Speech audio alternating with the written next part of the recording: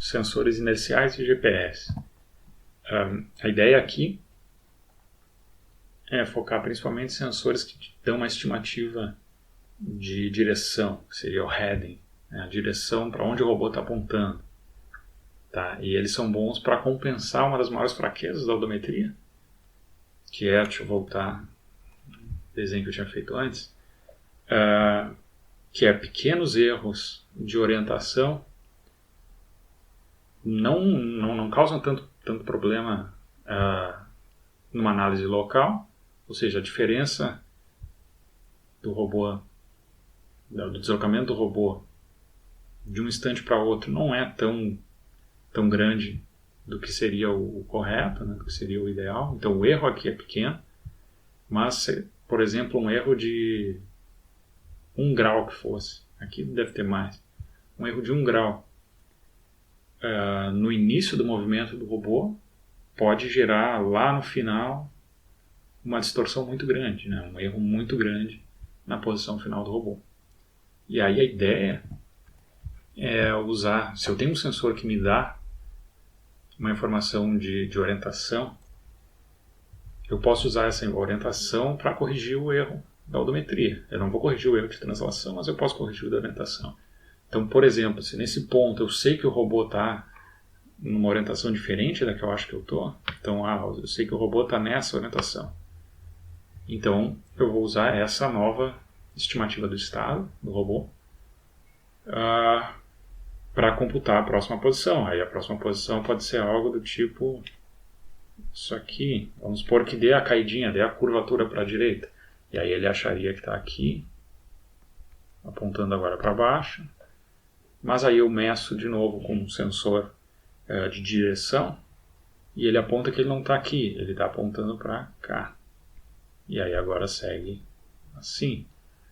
Então, essa trajetória nova aqui, ela não é perfeita, mas ela é muito melhor do que a outra. E do que essa puramente baseada em dead reckoning, né? Baseada em odometria. E essa aqui é simplesmente corrigindo a orientação do robô, usando um sensor, né, diferente a cada passo. Ok? Então, sensores desse tipo que dão direção são, né, compass, que no caso são as bússolas, giroscópios. Então, bússolas são sensores geomagnéticos, eles te dão uma medida de direção absoluta, ou seja, para onde o teu robô está apontando, e eles pegam isso baseado, né, do campo magnético da Terra, então são conhecidos como magnetômetros. Claro, sofrem influência de campos magnéticos que não sejam da Terra. E, então, se o robô está dentro de uma estrutura, né, que tenha muito metal ou perto de linhas de tensão, ele vai sofrer influências e pode não funcionar direito. Então, ambientes internos podem não funcionar direito no magnetômetro. Bússolas são sensores exproprioceptivos. O que isso significa? Significa que ela me dá uma estimativa de um atributo do robô, né, que é a direção dele, mas ela faz isso captando, né, informações externas, captando o campo magnético. Tá? Outro sensor, giroscópio. Giroscópio, ele mede mudanças na orientação. Tá, e aqui o giroscópio pode medir a mudança de orientação no 3D, né, em diferentes direções. Como é que funciona o giroscópio? Então, o giroscópio ele se baseia nesse princípio da física, que é o princípio da conservação do momento angular. Tá? E o que significa isso? É a tendência de um objeto que está rotacionando, de manter essa rotação com a mesma velocidade angular, essa velocidade no mesmo eixo de rotação, se não tiver nenhuma força externa que atrapalhe, né? Então, se tem um objeto que tem uma dada rotação, se ninguém interferir, ele tende a continuar nessa rotação. Qual é a ideia básica do giroscópio? Eu vou criar uma roda que vai ficar girando, essa roda vai girar muito rápido, e ela vai estar montada num certo mecanismo que tem liberdade para mudar o seu eixo de rotação. Tá? E, em tese, então eu posso mudar para qualquer eixo de rotação possível no espaço 3D. A gente vai assumir que não tem fricção, né, que não tem atrito, não vai ter resistência do ar. É claro que isso tem, então ao longo do tempo os valores dados por um giroscópio não são corretos, mas uma medida, né, instantânea dele é muito boa. E aí a ideia é que se tu tem esse dispositivo e ele está girando muito rápido, se esse dispositivo está montado em um veículo no qual o veículo muda de direção, analisando a variação do disco que está rodando em relação ao sistema, eu consigo ver qual é a variação de direção do veículo. Então aqui teria um exemplo, né? Isso aqui é um disco, o disco está montado nesse sistema, que é um gimbal, ele está conectado em três possíveis direções aqui, então eu tenho liberdade de direção, de variação de direção em cada um desses anéis aqui. E eu vou tentar mostrar um exemplo. Então aqui seria um giroscópio mecânico.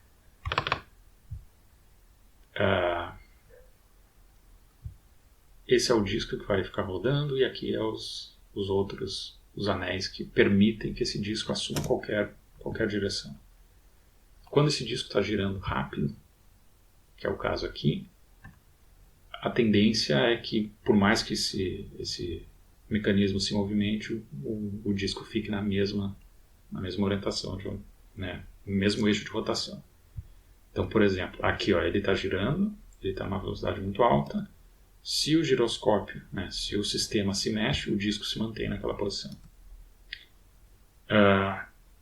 Isso funciona muito bem. Isso é usado, por exemplo, em aviões. Tá?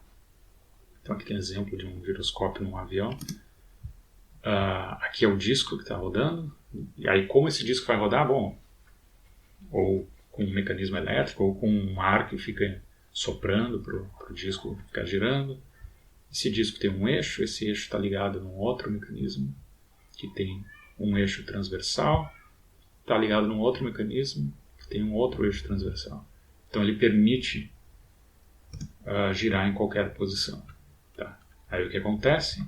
Aqui é o avião se movimentando, mas o disco interno mantém o mesmo eixo de rotação.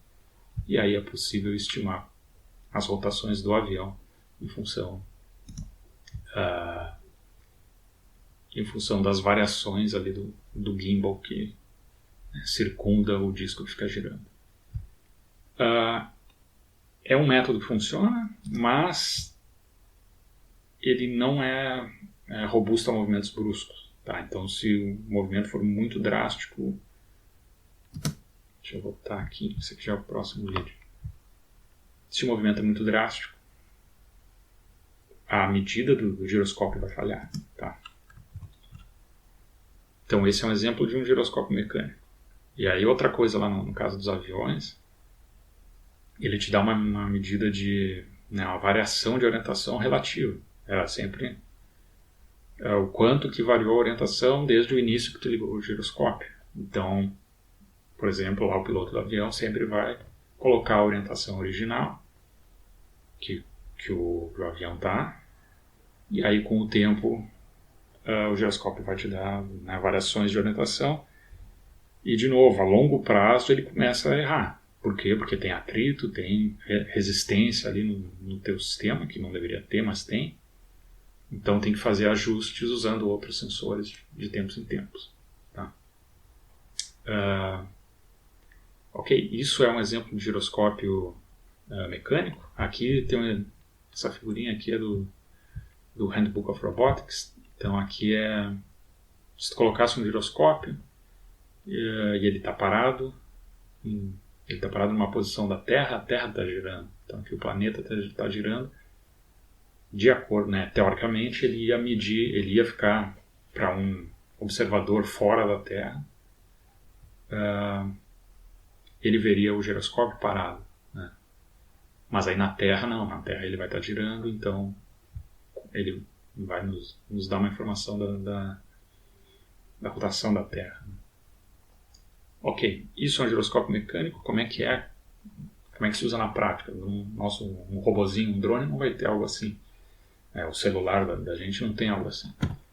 A gente, no caso, vai ter por exemplo, um giroscópio que é um sistema microeletromecânico, né, que é ou seja, um sistema microscópico que nos dá uma medida de variação de orientação. Tá. Eu vou mostrar já um exemplo de como funciona esses giroscópios, né, microscópicos. Tem aqui o link do vídeo. Mas vou falar também já de acelerômetro, que o vídeo mostra tanto giroscópio como acelerômetro. Então, o giroscópio nos dá uma medida de variação de orientação, o acelerômetro nos dá uma medida de aceleração.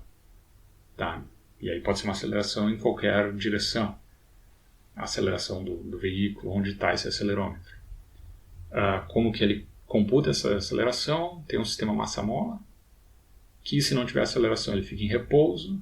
Aí se ocorre uma aceleração, essa massa se desloca e aí mede-se a variação da posição da massa para saber a aceleração do sistema. Tá? É assim que funciona.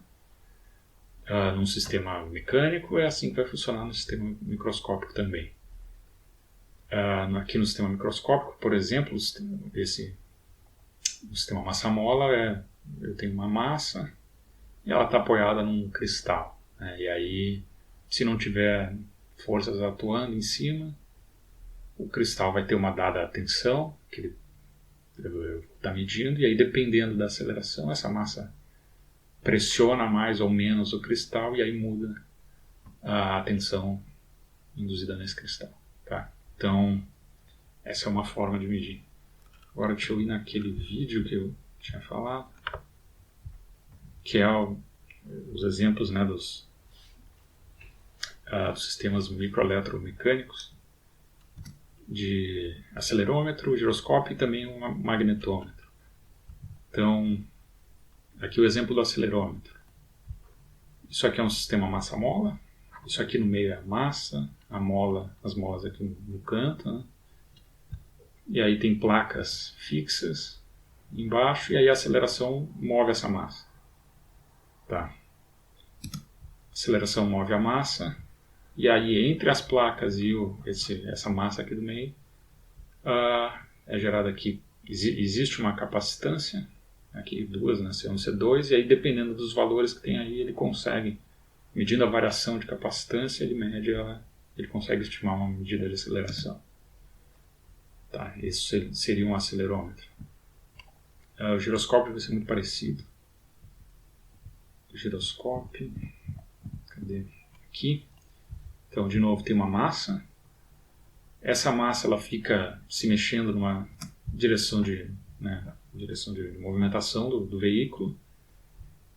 Então, ela está se mexendo nessa direção aqui. Toda vez que ocorre uma variação de orientação, ou seja, que o veículo gira para um lado ou outro, vai ocorrer um movimento nessa massa na direção oposta. É como se fosse a pessoa dentro de um carro, quando o carro gira para um lado, a pessoa vai para o outro, né? Tem uma força que empurra para o outro, que é a mesma coisa vai acontecer com a massa, ela vai para um lado para o outro. E aí, medindo a diferença de posição da massa, consegue estimar a rotação. E magnetômetro, aqui. Então, tem diferentes formas de medir, mas basicamente vai ter um circuito, tu coloca uma tensão ali, uma corrente contínua, esse circuito passa por uma placa, essa é uma placa condutora. Se tiver um campo magnético em cima dessa placa, ela muda aqui, ela tende a mudar, né, a configuração de elétrons, prótons, acaba gerando uma diferença de potencial na placa. Então, se tu mede a tensão nos extremos da placa, tu vai ter um valor que é proporcional a esse campo e proporcional à direção do campo. Então é uma forma de tu medir. Considerando que o campo é o campo magnético da Terra, tu consegue estimar, né, a medida de direção. Essa é uma forma. Tem outra forma que é usar passar uma corrente por um metal específico ali, que é níquel e ferro, e aí dependendo do campo magnético muda a resistência desse metal, então dá para medir a tensão para estimar, né, o campo magnético. Ok? De forma geral, esses sensores, como acelerômetros, giroscópios, são microscópios. Eles vêm junto de um pacote só, que é a IMU, que é a unidade de medida inercial, Inertial Measurement Unit, que é um dispositivo que já faz a fusão de sensores, que eu falei lá atrás.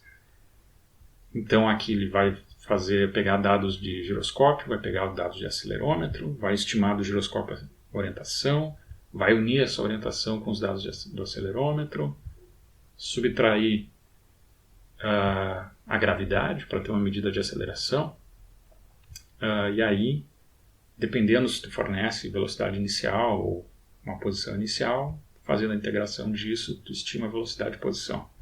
Se não tem, vai ser baseado na velocidade inicial, que provavelmente é 0, e posição inicial que é 0. Então vai ser, os valores que a IMU vai te dar vão ser relativos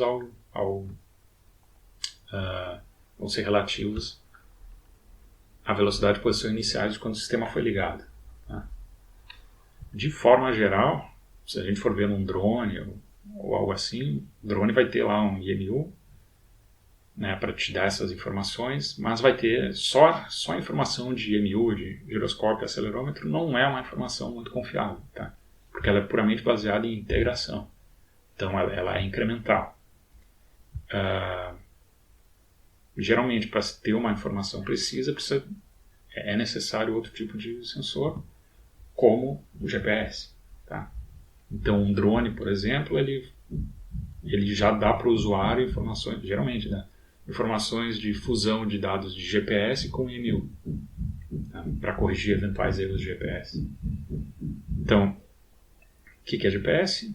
Global Positioning System é um sistema desenvolvido pelo Departamento de Defesa dos Estados Unidos. Esse próprio receptivo. Por quê? Porque a partir de medidas de distâncias para satélites, ele estima a posição do receptor, do robô. Ele te dá uma localização tridimensional absoluta, e a base do cálculo para estimar essa posição é trilateração. Ele precisa triangular sinais de rádio emitidos por satélite. Aqui eu coloquei alguns dados, não sei se estão exatamente, acho que tem um satélite a mais que isso, né? Acho que são 33 satélites que orbitam a Terra. E aí, dependendo do tipo de receptor, tu vai ter mais ou menos precisão. Tu tem receptores de GPS muito bons, que vão te dar erros muito baixos, outros erros na ordem de alguns metros. Como funciona o GPS? Então, aqui tem um exemplo. Aqui está o nosso receptor, ele capta sinais de, por exemplo, 3, precisa 3 ou mais emissores, e aí, sabendo a distância, ele mede quanto que o sinal demora para sair lá do emissor e chegar nele, ele consegue estimar a distância que ele está do satélite. Sabendo as posições dos satélites, que no caso são conhecidas, ele consegue saber o raio que ele está desse satélite. Com 3 satélites fazendo a intersecção desses 3 círculos, ele tem uma posição. Tá? Então são precisos 3 para chegar uma desambiguação das possíveis posições onde o veículo está. Se for considerado no espaço 3D, precisa de 4 emissores.